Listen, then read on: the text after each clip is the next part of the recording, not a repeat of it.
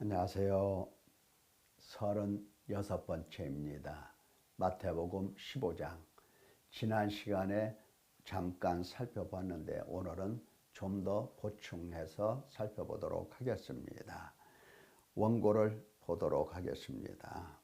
자, 마태복음 15장은 전통으로 하나님의 말씀을 폐하는 자들에 대하여 예수님께서 책망, 비판하시는 내용이고, 두 번째는 이제 표적을, 가나안 여자의 딸을 고쳐주시고 병자들을 고쳐주시고 4,000명을 먹이시는 이 표적을 행하시는 예수님, 이것을 보여주십니다. 다시 말하면 이와 같이 책망하시고 비판하시는, 말씀하시는 그분이 누구신가를 표적을 통해서 보여주시는 겁니다. 표적이라고 하는 것은 바로 그거라고 했죠.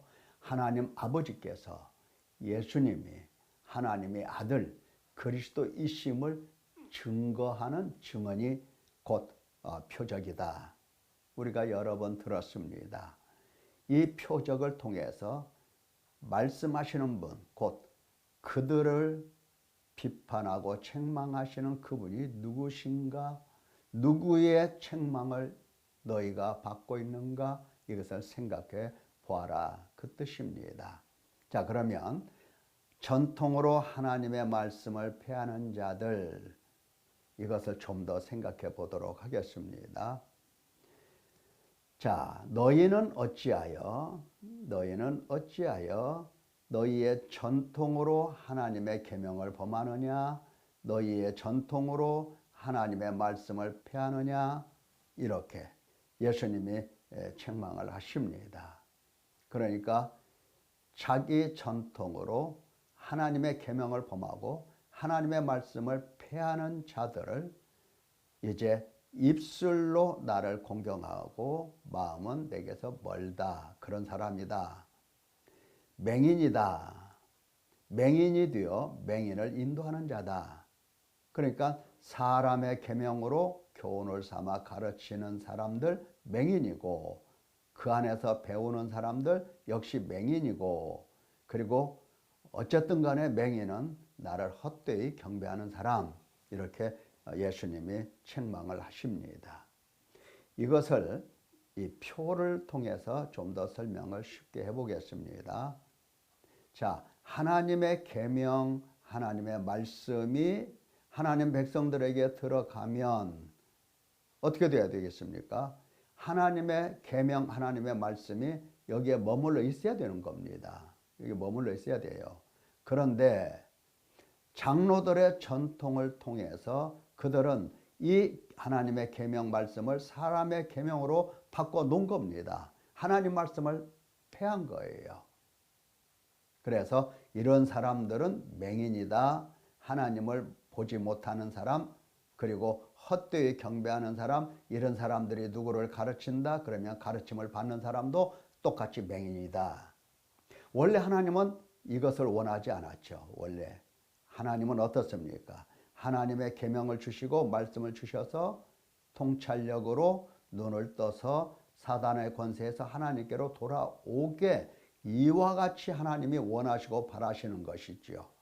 하나님께 돌아와서 어떻게 합니까? 하나님께 돌아와서 하나님의 규례, 법, 명령, 계명, 말씀, 율법, 이런 것을 준수하게 하십니다. 꼭 지키게 만들어 놓으십니다. 그래서 이렇게 법을 준수하는 사람에 한해서 하나님의 언약 안에 거하는 사람이라고 하여, 이 언약 안에 거하는 사람을 하나님은 영원토록 보호하시고 보살피시고, 그리고 영원한 하나님의 생명으로 들어가게 하십니다. 교회에서 많은 사람들이 그런 얘기하죠. 구원받았다. 구원받았다 이 얘기를 많이 해요. 그리고 구원받은 걸로 끝나는 신앙생활, 구원받았으니 내가 어떻게 살든지 간에 뭐 괜찮아, 이렇게 생각하는 이단들도 있긴 있습니다만은, 구원받았다고 자유할 것이 아니라 구원받은 하나님의 백성이라면 하나님의 법과 규례가 무엇인가를 바라보면서 그 말씀 지키는 사람 되어야 하는 겁니다. 그게 바로 하나님의 언약 안에 머무는 사람이에요. 쉽게 설명하면 아담 있죠. 아담은 어디 살았어요? 죄악 세상에 살았습니까? 아니죠. 에덴이죠. 의인이죠. 의인. 의인이고, 그리고 하나님 백성이죠. 뭐 말할 것도 없어요. 하나님 백성. 그러면 의인이고 하나님 백성이니까 어떻게 살든지 간에 이 사람 영원한 멸망 없는가? 이렇게 생각하면 아닙니다. 구원받은 백성이라, 뭐 아담은 구원받은 백성이 아니죠. 하나님 백성으로 지음을 받은 사람인데, 오늘날 우리는 구원받은 사람이라 하면서 어떻게 살든지 간에 아무렇게 살아도 된다라고 하는 사고방식을 가지고 있다고 한다면 큰일입니다. 왜? 이 의인도 멸망의 길로 들어갔잖아요. 이 의인이 영원토록 에덴에서 하나님과 함께 거할 수 있는 조건이 뭐냐? 조건은 뭡니까? 하나님의 법과 규례, 율법을 지키는 조건이, 율법을 지키는 한에 있어서 그가 이 에덴에서 멸망하지 않고 영원히 살 수 있었던 겁니다. 그러니까 구원받았다 자랑하는 게 문제가 아니라, 구원받은 백성으로서 내가 어떻게 하면 하나님께서 나에게 주신 이 모든 명령들을, 계명들을 내가 어떻게 지키고, 지킴 속에서 내가 어떻게 언약 백성으로 살아갈 것인가 하는 이 문제를 고민을 해야 되는 겁니다. 그래서 우리는 하나님의 말씀을 폐하는 자들, 계명을 범하는 자들, 책망하시는 예수님 앞에서 회개하고 이것을 적용을 해야 됩니다. 하나님께서 우리에게 이렇게 말씀을 하셨지요. 옛사람을 벗어버려라. 새 사람을 입어라. 한두 번 이야기하신 게 아니에요. 지속적으로 옛사람을 벗어버리고 새 사람을 입으라 이렇게 명령을 하신 겁니다. 자, 그러면 이제 우리가 어떻게 회개하고 어떻게 우리는 회개의 열매를 맺어야 할 것인가? 지금 바리새인과 서기관들은 태어나서 배우고 보니까 장로들의 전통이었어요. 우리가 태어나서 자고 일어나서 배우고 이 땅에 살아가는 우리의 사회적 환경, 다시 말하면 가정, 가문, 사회, 여기에서 우리는 전통과 문화를 배우게 되는 겁니다. 그래서 습관적 태도가 우리 속에 눌러붙어 있어요. 예수님께서 지금 전통 때문에, 문화와 전통 때문에 하나님의 계명이 사람의 말로 이렇게 바뀌어진다, 이것을 지금 책망하고 계시는 거잖아요. 우리는 태어나서부터, 응애하고 태어나서 보니까 어떤 사회다? 그렇죠. 하나님이 없는 세상입니다. 유치원에 가, 하나님 배웁니까? 그렇지가 않죠. 학교에 가, 초등학교 가, 하나님을 배웁니까? 하나님 없죠. 중학교도 그렇고, 고등학교, 대학교. 이 세상에서는 직장에 가도 마찬가지예요. 하나님이 없는 세상입니다. 거기에서 우리가 태어났고, 거기에서 우리는 자라게 되었고, 거기서 우리는 살고 있는 겁니다. 그래서 회사에서 일하다가 누가 됐든지 간에 오늘 하나님이 우리에게 이렇게 말씀하셨으니까 우리 회사의 이 모든 방침을 이렇게 뜯어 고칩시다, 이렇게 말하는 데가 있을까? 아마 없을 것 같습니다. 그러니까 그 전통과 문화 속에 푹 빠져 있는 겁니다.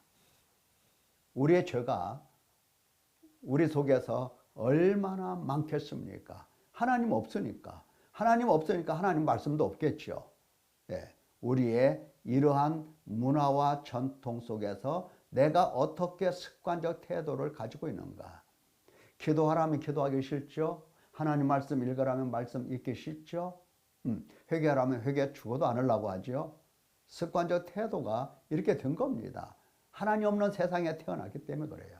그뿐만 아니라 사단의 권세 아래에서 매여서 육신에 속하고 죄 아래 팔려 사망의 몸으로 태어난 겁니다.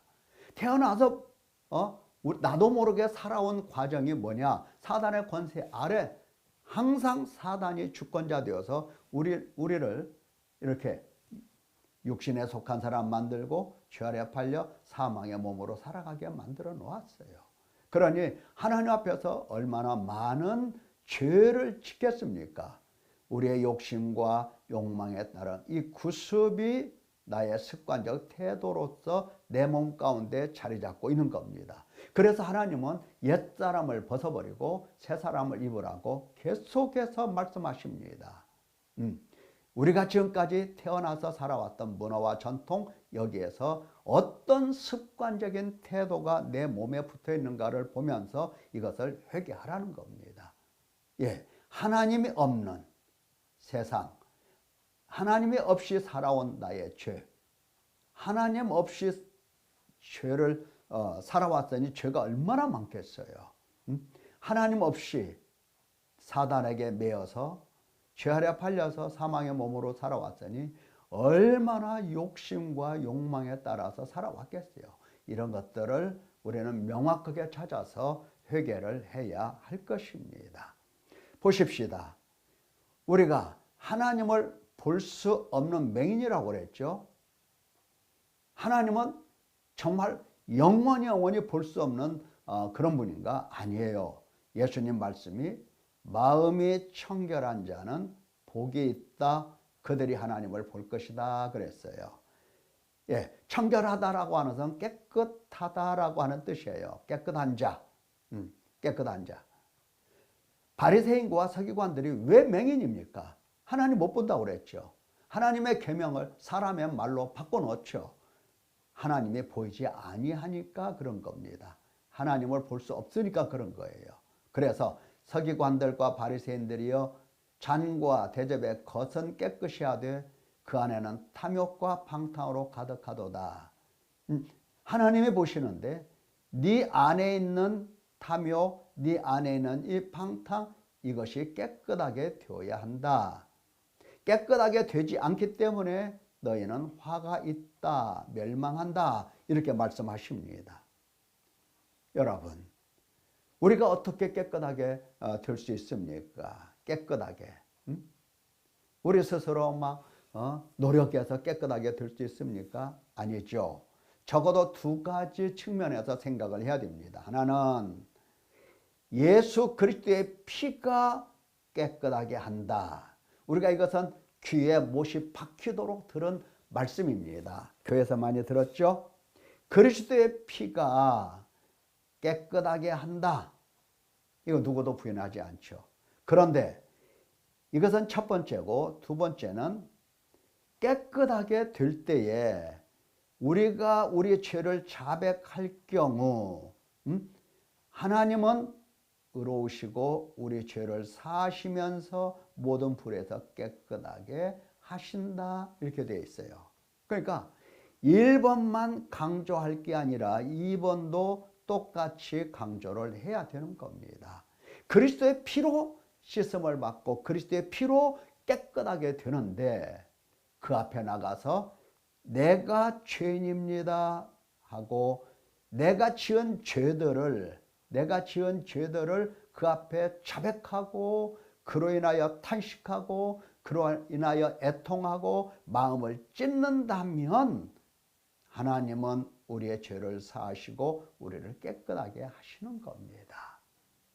자, 이렇게 해서 깨끗하게 되어서 누구를 볼 수가 있느냐? 하나님을 볼 수가 있다라고 하는 겁니다. 비로소 깨끗하게 되어서 하나님을 볼 수 있는 거예요. 그리스도의 피로 자백하여 깨끗하게 되어서 하나님을 보는 사람이 되는 것입니다.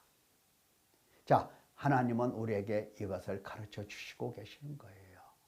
사랑하는 성도 여러분, 우리가 청결하지 못해서 깨끗하지 못해서 하나님을 볼 수가 없는 건데 하나님은 명확하게 우리가 깨끗해지는 모든 길을 다 제시해 놓으셨어요. 그리스도의 피를 준비해 놓으시고 대제사장이시죠. 그리고 그 앞에 나와서 자백하라고 명령하시죠. 회개하라고 명령하시죠. 예, 그 앞에서 회개하기만 하면 누구든지 깨끗하게 되어 그리고 하나님을 볼 수 있는 겁니다. 하나님이 아직 보이지 않는다 할 것 같으면 나는 하나님의 말씀을 지금까지도 사람의 말로 바꿔놓고 있구나. 내가 더욱더 회개해야 되겠구나. 이런 깨달음이 있어서 회개에 전념할 수 있으면 참 좋겠습니다. 예, 하나님을 본다라고 하는 것이 보통 문제겠습니까? 보통 축복이 아니죠. 그 축복을 여러분들이 다 받아 누리시기를 예수님의 이름으로 축원합니다. 감사합니다.